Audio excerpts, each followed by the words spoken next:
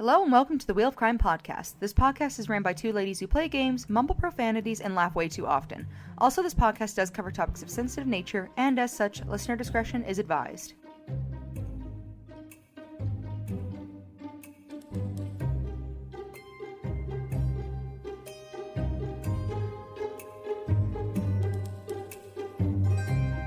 Hello, and welcome back to yet another episode of the Wheel of Crime podcast. My name is Jen. Still here. My name is Emily. Fuckers. They can't get rid of us. Fuck the patriarchy. I don't know what's happening to me. For our listeners, I took a nap for the first time ever in the middle of the day in like months and months, just because I always wake up thinking that I'm like in a different dimension. So I was like, today might be different, and it wasn't. So that's where I'm at today. Yeah. I don't know why. I don't really take naps either. The last time I remember taking a nap was when I was like young, and I like fell asleep on the couch like watching TV, and then I like woke up and the movie Click was on. So I just started watching that, and I looked at the clock and it said like 6, but for some reason in my head I was like, it's 6 a.m. So I just like got up, like started brushing my teeth, like making breakfast, and my mom was like, what are you doing? What's the matter with you? Yeah. Oh my God. Like, it's 6 a.m., dude. And she's like, 6 p.m. See, I haven't done that necessarily before, but in my life when I've taken naps, they're usually involuntarily. Like, I'm like, oh, this is kind of relaxing, and then I wake up like 40 minutes later or something. Especially like, what happened? Yeah, especially when Andrew and I used to travel for work all the time. I don't know why. It was just something about like being in the vehicle, I guess, like felt like I was getting rocked to sleep, and I'd like shove my head in between the seat and the door so it wouldn't go anywhere and fall asleep for like an hour. Fair. I feel like, but also car naps are kind of the worst because you feel awful when you wake up from them. I'm pretty sure it's because of the car air, like the stale, and it sits on your skin after being in the vehicle for a while, even if there's a window open or even if the AC set up where it's like pulling in fresh air. I don't think it does that. No, it's just, there's something about it that just makes you feel way worse.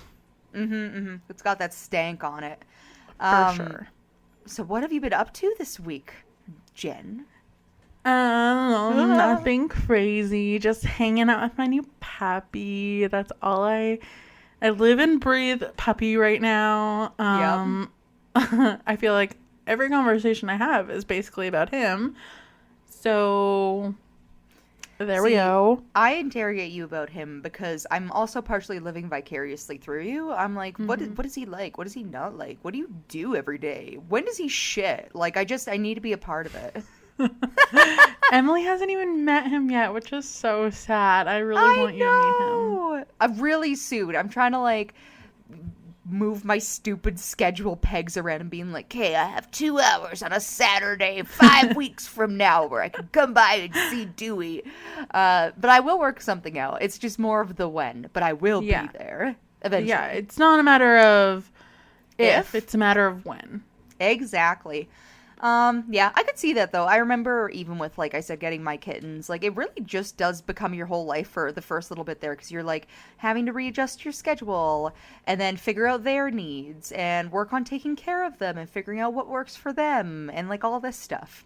And train them and teach them not to pee on the floor in front of your boss at work. And yeah, not to be assholes. Yeah. Which he did do, by the way, like literally right in front of my boss. So that was awesome. Maybe he was shy. He was like, oh no, this is the boss. No. I'm nervous.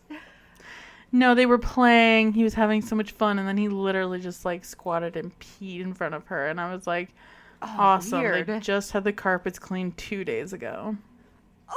Oh, yeah, of course. So, it would be then. It would, of course. And I'm like, well, I'll just go kill myself now. Thank you so much, Dewey. You should look at it as if he Christianed the carpets. You're like, now it doesn't matter if they get dirty because there's already dog pee in them. They can't get more dirty than that. Yeah, it's fine. It's fine. It's fine. It's totally fine. Yeah. What about you? For me, this week, what have I done? Well, I work because it's all we talk about, and I'm really boring. But I actually have been getting a little bit more back into reading because I finished Kingdom of Ash. I'm still waiting on Jen to finish so that we can talk about it because this has been the book that we've been trying to read together for the last 3 months. Through, and then we got Dewey, and then I haven't picked it up. Honestly, that makes sense though. Like I said, it's like a schedule thing. Once things get a little bit more like chill again, then I feel like you'll probably get back into it.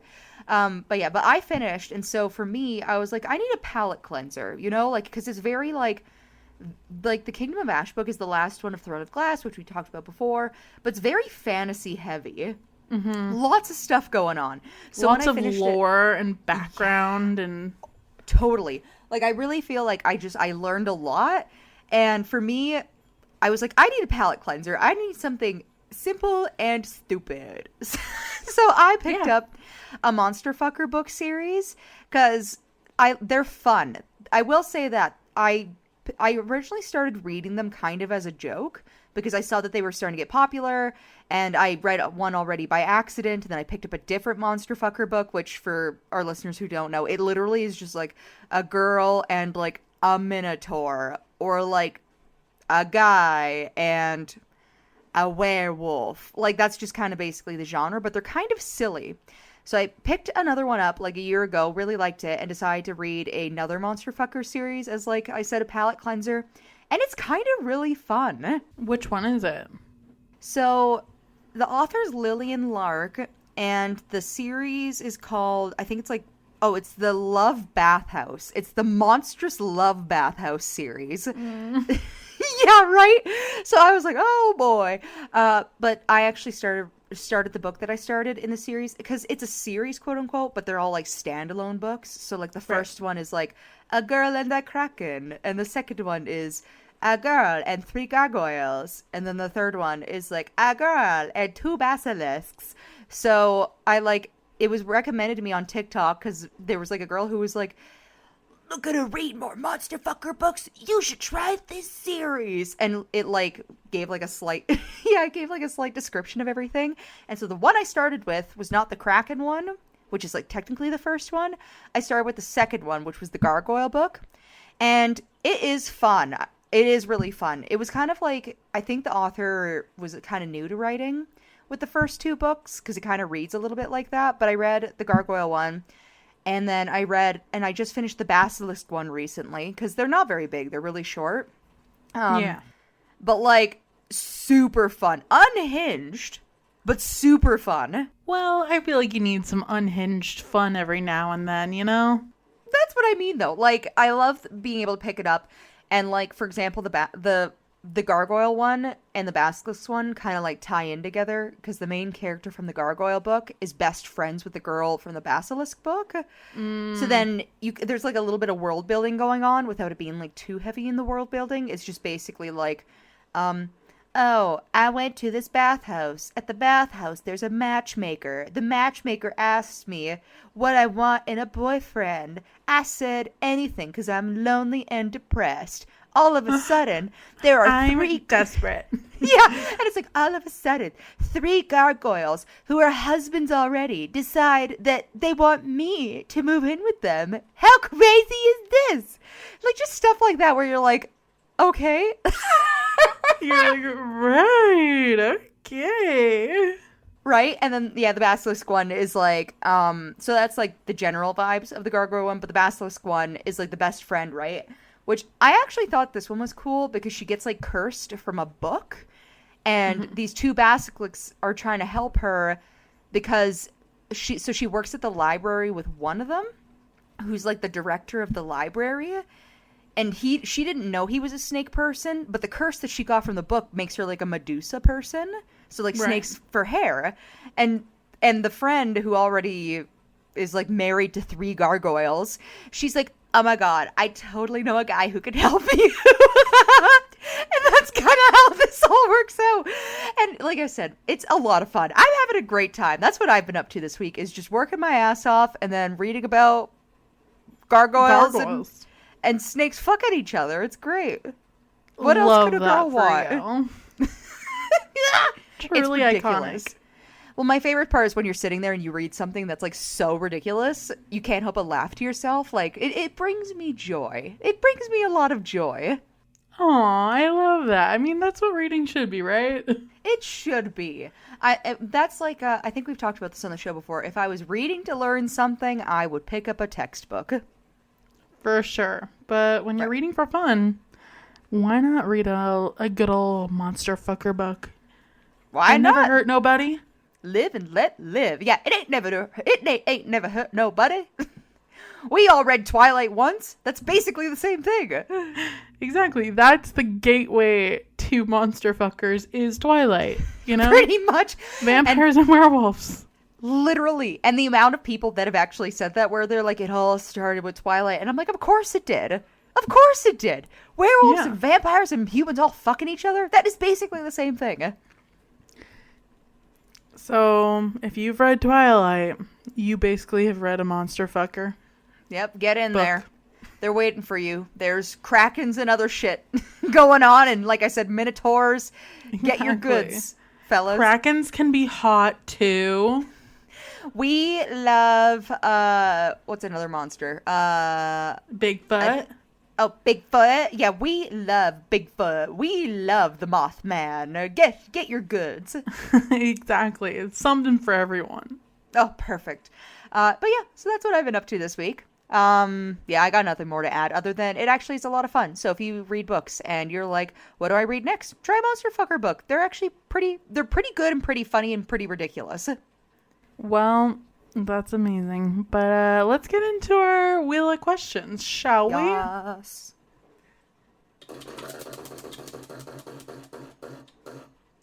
Number 4.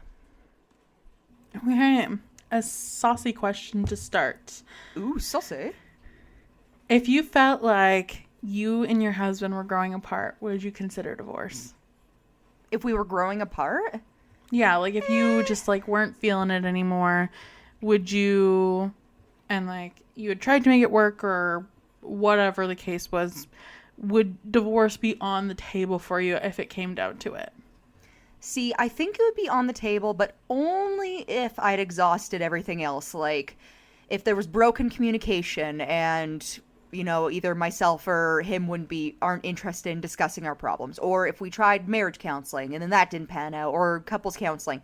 Like, I feel like after exhausting my options and, like, giving it a good effort, then for me, divorce would be on the table. Fair. I feel similarly. I feel like, you know, if I'm not happy and, like, honestly, life's just too short. Like, if I'm not happy anymore, like, I probably wouldn't stay in a situation that made me unhappy. So, yeah. Well, and I'm thinking, too, like, when you use the words growing apart, like, it would almost be like living entirely separate lives with the person that you live with, and maybe you don't even really see them anymore. So, in that case, I'd be like, yeah, life's too short. Yeah. Time for a change. Like, obviously, I'm not in a place right now where I want to get a divorce. Yeah. But if I felt like it one day, maybe. I don't know. I'm not going to say no. I'm not against it. Yeah. No, I'm with you on that one. Everything's great right now, but, you know, but life is weird like that, though, where it's hard to predict what's going to happen next all the time. So I like to keep an open mind. Exactly. I agree. Couldn't agree more. Amazing. Let's spin for our next question then. Number 1. In a hypothetical situation, if you had gotten pregnant really young, or even if you got pregnant now, but your life was kind of falling apart, would you ever consider giving up a child for adoption? Oh, 100%. See, I am not super on board with, like, and maybe that would change if I actually had a kid, but I think a part of having children and loving children is also at the same time wanting the best for them. And let's say I'm in a part of my life where things aren't going super great, but I still see the potential that things could get better, then I probably wouldn't. But if I was in a situation where I was like, no, like things are shitty, have been shitty, and I don't see a way out anytime soon, then yeah, I would try to do the bigger thing and be like, well, the last thing I want to do is drag a child with me to suffer the same way that I am, right? Yeah. I feel like that's a pretty responsible answer, and I feel very similar. We're on the exact same page today, apparently. See, this is what happens when, for our listeners again, you grow up hanging out with the same person every day for your whole life. You just end up becoming the same person eventually. We literally share one brain cell, so... Yep. And it's here today on the podcast. Now, for the first time ever. Holy shit, guys. Mark your calendars. This day will never come again. It will never happen again. Usually Fig has mine. So, if it's not me and it's not you, Fig usually has a piece of it. And he doesn't have it today. So, we're doing good. Thank God. Oh my gosh.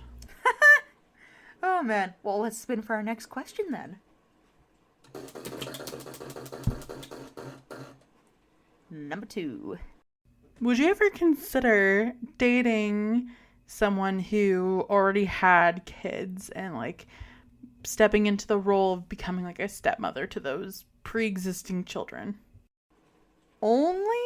Here's the thing. I've learned recently that my type in men makes me something called a panther. I only like dating men who are older. So I'm saying only if the kids are grown up and out of the house because they are fully adults already would I consider that. But what if they were like 10 or 11? Nah. No? See, for me, I think at that point there's already a certain relationship dynamic that's been established, like pretty well, where either they're already like... And I guess it depends, too, on circumstance. If it's the situation where, like, say, the mom passed away really suddenly, then I might consider it. But if it's more like of a, oh, she's around, but the kids don't really talk to her and all these things, to me, I'm kind of like, well, it seems like there's more room here for communication and maybe solving some issues before you bring in somebody else type thing. What if it was the opposite? What if, like, the kids were with his, like, ex all the time and he didn't really have a relationship or see them? Oh, that's just a red flag to me. I'd be like, someone at some point looked at you and said, this man should not be around children. And I would say, and I will not be either, because that is scary. And it's a no from me. Yeah, that's my opinion on that. That is fair. I completely agree with you. Me personally, I don't think I would really want to be with someone who already had kids. Mainly because I just don't want kids in general. So I feel like it just wouldn't fit the lifestyle I want. Yeah. See, that's the thing where I'm like, for me, it's a little more debatable because I'm like, where I am currently, I do eventually want to have kids. So if something happened and I ended up like dating somebody who, like I said, had a wife and they passed away, it's a little different. Or if they're quite a bit older than me and all their kids are like 20 and don't care that I'm there anyways, you know? But what if you dated someone and their kids were as old as you? Wouldn't that be weird?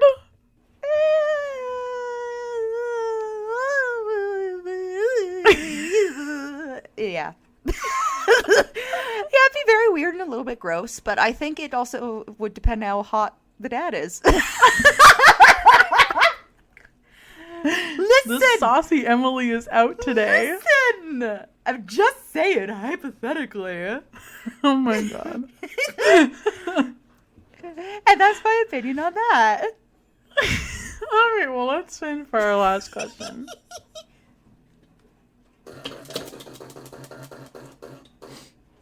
Alright, what's the last question?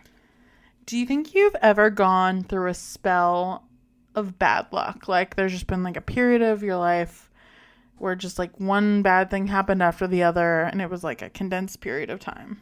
Oh, 100%. 100%. When?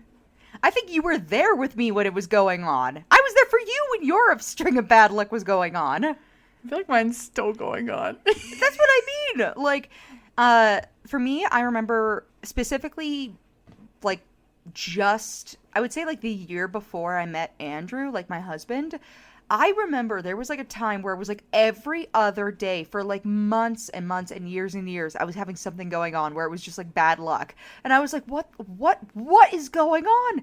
what is wrong? Like, it would be a car problem. And then I spent $800 on the car problem to find out that it was on a $20 part and they didn't even replace the part properly. Like, and like just other random stuff like that. Or you're dating a guy, but that guy already has a girlfriend and the girlfriend hates your guts and made a big long post about how you're a whore. Like, there was a huge time period for me where I was like, what is wrong? What is happening to me? Yeah, I feel like mine was from the end of 2018 to, we're going to say January of this year. Yeah. See, for you, though, is it bad luck or is it black mold? There was other contributing factors, so I think maybe a bit of both. You're like, well, my car wasn't in my house, so it can't just be the black mold. It's true. There was... We're not even going to get into it. We don't have enough time on this podcast. What? Yeah, nah. But yeah, I like I said, I agree. I do think I've had a spell where just bad things seems to happen a lot. And I'm like, well, that fucking sucks. Yep. All right. What do you think my story is about today? I'm thinking that some girl gets with this guy, and this guy has kids, and she's like, where's the wife? And he's like, she's a bitch, we don't talk to her anymore. But it turns out the wife is dead. He killed her. And then when he goes to court and they're like, why'd you kill your wife? He's like, I don't know, it just kind of happened. I guess I have bad luck.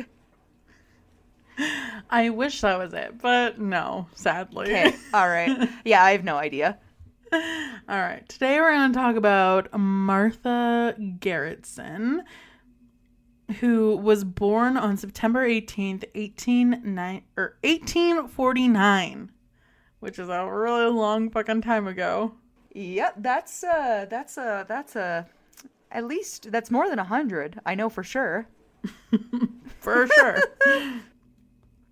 So Martha grew up in Millstone, New Jersey. Her life took a dark turn at the age of 23. However, when a moving sleigh struck her in the head, her brother later remarked that she never fully recovered from her injuries, which is just like a very weirdly specific injury. Like, I can't even imagine just like a sleigh coming full force at my noggin. When you say sleigh, you mean like what Santa has? I imagine smaller, like when you're like going dog down sledding. Yeah, oh, like a sled. Like a sled. Okay. Yeah, that is a very specific injury. Like, were they like, yeah, we told her to lay on the ground and take it, and now she's brain damaged? Like, what is happening here? I mean, you're probably not far off. So, indeed, Martha's misfortunes soon seemed to pile up. Though she married and had a son, her husband abandoned the family and later died. Martha was subsequently forced to give up her only child for adoption. Because back in ye old days, you can't be a single mom. That was not allowed. Nope, definitely. I think it might have been illegal. I'm pretty sure. Yeah. She eventually found work as a housekeeper in Brooklyn, where Martha worked for a widower named William Place. The two eventually married, making Martha the stepmother of William's young daughter, Ida. But marital bliss did not follow. Instead, Martha grew deeply jealous of her stepdaughter.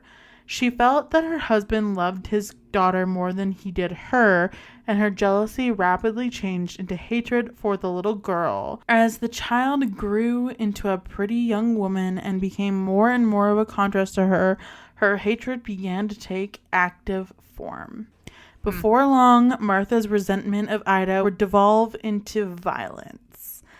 On the morning of February 7th, 1898, an argument broke out at the Place home in Brooklyn. William and Martha fought, and Ida took her father's side. When William left for work, Martha turned on her stepdaughter. His daughter sided with him, as she usually did, and in my face slammed the door of her room. When I went to go speak with her, Martha told police later, and that made me feel mad. So I got some acid from my husband's desk and I threw it in her face. One of these things is not like the other.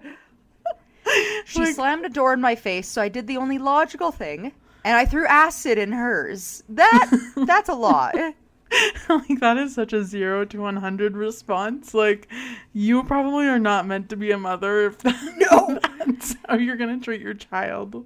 100%. Like, oh man. I don't know. That's crazy. So according to Martha, she then left Ida's room, but an autopsy later suggested that Martha had continued the attack. While Ida writhed in pain, doctors suspected that Martha had heaped bedding onto Ida and smothered her to death. Then Martha picked up an axe that she found in the cellar and waited for her husband to come home. I was afraid he was going to attack me, she later told police. I took the axe upstairs with me. My husband came in afterward and I struck him with it.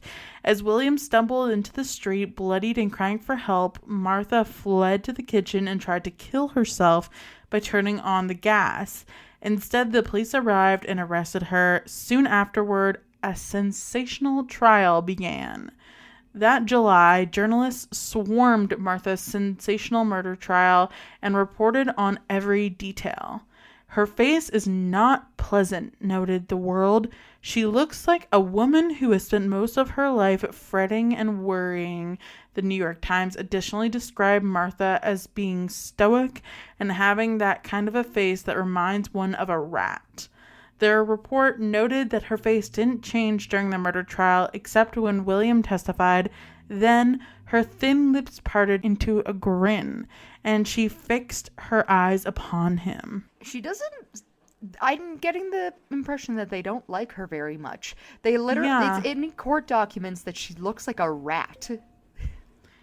If someone reported that on me, I would genuinely get the feeling that they're not my fan. You'd be like, I think I have haters. I think they hate me. Could be wrong, but that's just the feeling I'm getting. Yeah. So at the end of her trial, Martha was found guilty of first-degree murder and sentenced to death. Her counsel soon reached out to the new governor of New York, Theodore Roosevelt, in hopes of having her sentence dismissed, but Roosevelt refused. My sympathies in criminal cases are for the wronged, not for the wrongdoer, he said. Martha's trial had been sensational enough, but her sentence was even more so. The electric chair was still a relatively new method of execution, and until her sentencing, it had never been used on a woman before. By 1899, the chair had been used for 11 executions in the state of New York. All of the condemned had been men, starting with the convicted murderer, William Kemmler. His execution on August 6, 1890 hadn't gone well. His executioner had to electrocute him twice before he died. Since the electric chair had never been used on a woman, Martha allegedly believed that she would be spared at the last minute. She was shocked when Roosevelt refused to dismiss her sentence, but arose on the morning of her execution reasonably composed. On March 20th, 1899, she donned a black dress she'd made herself and made her way to the execution room. There, Martha's gender created some obstacles for her executioners. Her thick, graying hair had to be clipped so that the electrodes could be placed on her forehead, and her long skirt was slit so that the electrodes could be placed on her ankles without exposing them, because that would be truly scandalous. Yes. Strapped into place, Martha uttered her last words, "God help me." Then the executioner sent 1,760 volts of electricity through her body. Seconds later, Martha was dead at the age of 49. The last woman condemned to die in the state went to the gallows shrieking and fighting, the San Francisco Call noted in the cover of Martha's execution, but Miss Place hardly uttered a sound. Martha may have been the first woman to die by the electric chair, but she wouldn't be the last. As time went on, it proved to be a popular method of execution in the U.S. Of nearly 8,800 executions that took place between 1890 and 2010, 4,374 took place in the electric chair, according to a 2014 study, dwarfing other methods. As such, Martha Place is more than just the Brooklyn Murderess, the woman found guilty of killing her teenage stepdaughter in a fit of rage and jealousy. As the woman to die by the electric chair, she also makes up an important part of history of capital punishment in America. That is really interesting. And that is my tale for you today. We had like a little short bite-sized episode today. Yeah, I get the feeling, especially because, like, I love your little bite-sized ones because they're always interesting is the thing. Like, they might not be crazy long or anything, but they're still really interesting. Yeah, I don't know. I was like, I don't know what it was, but I was curious one day. I was like, I wonder who the first like woman to be like sentenced to death was. And then I found her case and I was like, that's so interesting that she got into a fight with her husband. Her stepdaughter took her dad's side, which duh, because it didn't seem like they liked each other. No. And her reaction is like, boom, acid. Yeah, acid and then smothering in blankets, which, like, it makes you wonder if she had just been like thinking, like if she had done it like with the intention of killing her, or if it was just kind of spur of the moment. Because I feel like if you think about it, like, I don't think anybody plans to smother somebody with a bunch of blankets. Like, that doesn't seem very efficient. No, I feel like it was probably like she literally was like in a rage and just like did it. And then once you throw acid in someone's face, like, there's really no going back. Yeah, but it's so weird anyways with like the whole, just because it comes up so much in like stories and some of the cases that you covered, the whole like step parent versus the children of the person that they married who had those children. It's like, it's not meant to be a competition. You know, it's like there are very different roles, and it's possible to love people differently too, is the other thing. For sure. I think it is a complicated relationship though. Like, Yeah. I never had a step parent, so I can't really speak to that. But I would probably feel weird if my mom or dad did get a new partner and it's kind of like figuring out how their new significant other fits into my life, especially if I was still living with my parent, you know? Yeah. That would be a hard one. But yeah. I don't know. I do appreciate this story though. I had no idea that this was the first woman who was executed. That's really interesting. Yeah, but that's all for our episode tonight. Woohoo! If you liked today's episode, make sure to leave us a review wherever you listen to podcasts. 5 stars is greatly appreciated. Otherwise, we also have our email that you can send a message into, which is wheelofcrime@gmail.com. We have a Patreon if you want to donate to the show, which is wheelofcrime@patreon.